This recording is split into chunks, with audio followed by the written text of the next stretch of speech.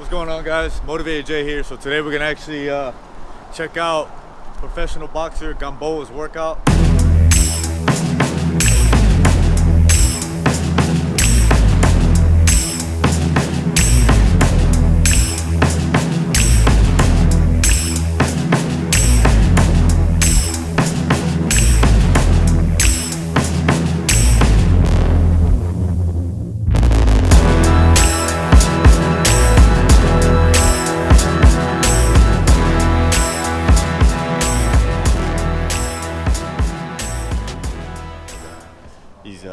He's sitting down up top. You want to take a look at, take a shot up there, or you can see, I don't know, but he's down there. So he's just sitting down, getting prepped up.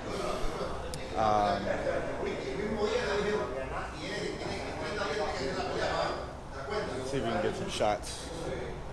Come around this way.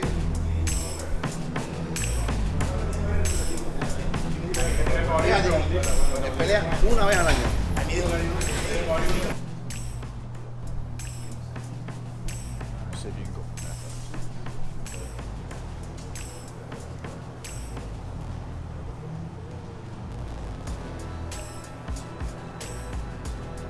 All right, so we got here a little early. YURIORKIS Gamboa, Cuban boxer, trains out here in Miami. He's in there wrapping his hands right now, so I figured I'd get outside, give you guys a little background on his fight coming up. He's fighting Gervonta Davis, I believe, next weekend. I think it's the 22nd for the WA lightweight title in Atlanta. So yeah, let's see if we can get an interview in with him. Let's see what we can get, show you guys. Most of all, let's have some fun. Let's go.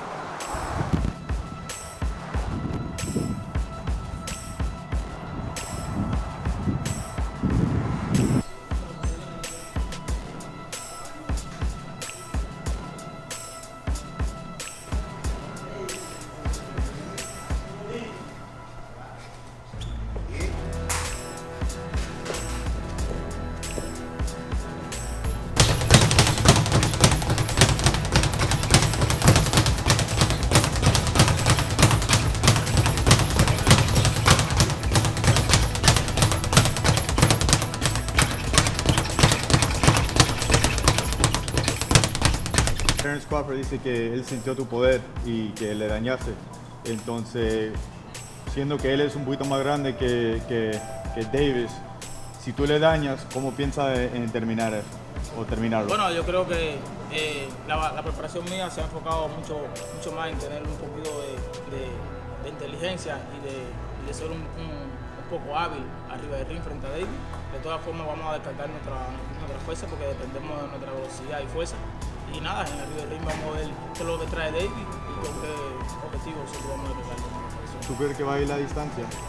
No sé la forma que David va, definitivamente nosotros esperamos qué es lo que trae el boxeador y como estamos preparados para cualquier distancia, la corta, la larga y la extra larga, tenemos las cualidades boxísticas que nos permiten hacer las tres distancias, como en mi caso. Estamos esperando que venga David, con lo que venga y nosotros vamos a contraatacar. ¿Cuál es la herramienta más fuerte que tú piensas que tiene Davis y cómo lo usa en el ring? Bueno, yo creo que la única herramienta que tiene es la juventud. Gamboa's taking a little bit of a break right now, so I decided to come outside and just talk to you all for a bit. And I think it's going pretty well. I mean, getting this behind the scene, you know, small shots, big shots, and all that. How do you feel interviewing Gamboa in front of all those other interviews? Well, Telemundo was there, and a couple other guys from different sources, different channels are there. So different boxing channels. I don't have a boxing channel, but yeah, it was different. It was different. I feel like it was a cool experience. I feel like I gave him a little run for the money. I don't know. What do you think? Yes. Oh, I was getting up in there, getting the shots. You're going back and forth with one interview. Next question. What's up? Seeing him train and all that, does it motivate you to do some type of training like his? Oh man. Because I know I did. I was getting hyped. That goes deep, man. That goes real deep for me, cause Didn't you used to do some type of martial arts? I used to do Muay Thai, but it was honestly only a few months, but it was great, and that's actually something that once I stopped going like this around the map, and I actually settled somewhere. that's cool. That's one of my plans. That's one of my plans. Get back into it. Get back into that. Start training like that. Because it's always been a passion of mine ever since I was a kid. I wanted to do boxing. It was too expensive, and I never really got a chance to do it. But I'm not gonna put any excuses because that's always been something I wanted to do, which is why I did it as I got older and I was able to pay for it on my own. And then now that I'm gonna have a little more time, hopefully, I'll be able to hop back in there and go hit those 1-2. Are you gonna include boxing, or just gonna go back into? Well, we'll see. Cause I really liked Muay Thai. It was a lot of fun. I like the kickboxing aspect about it, or the whole body aspect about it. Boxing has always been a family favorite. So I think being well-rounded, if I wanted to, I could technically do some boxing and some Muay Thai. It just depends. It's not an end-all be-all. As long as I do some kind of combat sport, it's always been one of my things. I've actually trained a couple of amateur fighters in the past, and just training them, just their drive and the animal that they got inside of them just reminds me of just an animal that I've had in me in the past.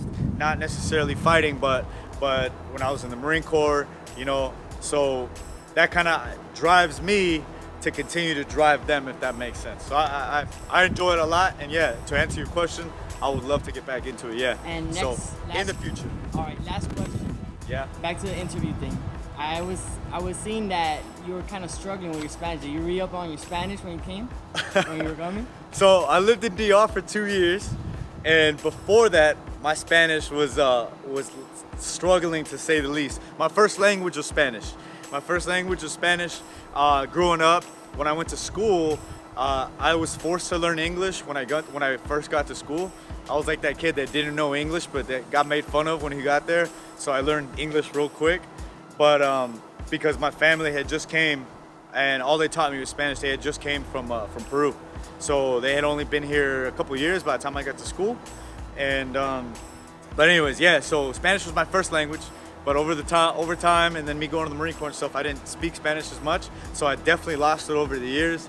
In California, you don't speak as much Spanish as you do over here in Miami. Miami, like, if you don't speak Spanish, like, wow, you're lost, Mapi, you're lost. But no, I'm still working on it. I feel like I'm better than I was when I took that job in DR 2 years ago. But I still got some work to do. We're always growing. You got anything else for Porter, man? Nope, that's all. We out. Stay tuned.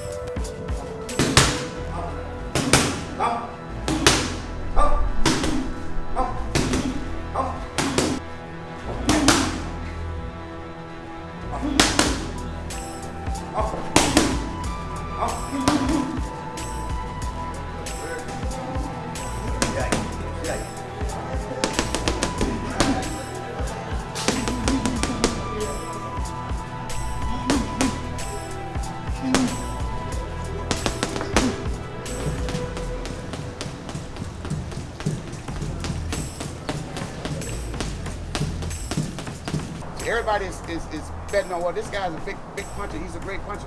But if you look at the history of boxing, if you look at a lot of those guys who's a great puncher, you look at Joe Louis. Max Mellon beat Joe Louis. Look at Mike Tyson, one of the most feared man in the world. I worked for 10 years, okay? When he fought Buster Douglas, he got knocked out. You got a guy like Terrence Crawford said you can punch. Then you got to take his word for the gospel. All right, guys, so we just wrapped up a little bit of interview, a little bit of just watching him do like about half hour of a workout. I had some fun. I hope y'all had some fun. So realistically, I'm gonna come clean real quick. I'm actually doing my boy a favor. His channel's KO Artist Sports. His YouTube covers boxing, and he asked me since I was in the Miami area to go ahead and cover from. I was like, yeah, no doubt. So I thought it'd be a little bit of fun, which it was. So if you follow boxing, if you're interested in boxing or UFC, go ahead and give him a subscribe. KO Artist Sports. I'll go ahead and put it on the channel. But yeah, so just a little bit of a background.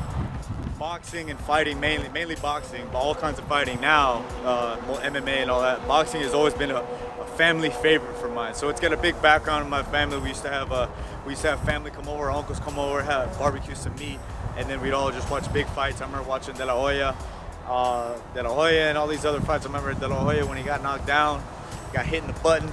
But anyways, I won't get back into that. But I had some fun. I hope y'all did too. And that's it. I'm out.